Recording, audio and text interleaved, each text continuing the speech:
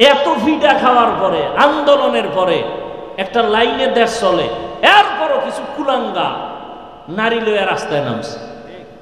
মানে জুতার বাড়ি খাইছে, লজ্জা হয় না তো? ওই আমার আম্মায় কয়, যারে কথায় ধরে না ওরে জারুর বাড়িতেও ধরে না, আবার মাইর খাওয়ার জন্য রেডি হইতেছে। ও চিনে না বাংলাদেশের মানুষ কেমন, দাড়ি নাই, টুপি নাই, কিন্তু ইসলামের বিরুদ্ধে কথা সহ্য করে না। এই দেশ বাংলাদেশ। ওই গ্রামে কয় না, সুখে থাকলে এই ভূতে কি লইতেছে এক দলের, আবার মাইর খাওয়ার জোগাড় হইতেছে। আল্লাহ হেদায়াত দান করুন। আল্লাহ।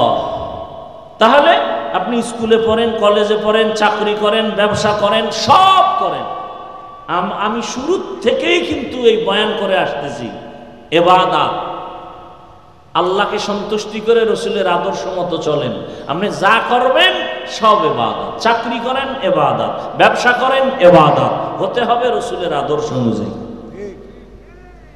তাহলে রসুলের আদর্শ মতো চাকরি করে এরকম কোনো নাই জেনারেল লাইনে?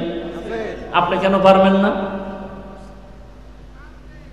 বহু ব্যবসায়ী আছে না নবীর তরিকায় ব্যবসা করে, দোকানের সাইনবোর্ডে লেখা আছে বিক্রি করা মাল ফেরত নেওয়া হয়, রসুলের আদর্শ।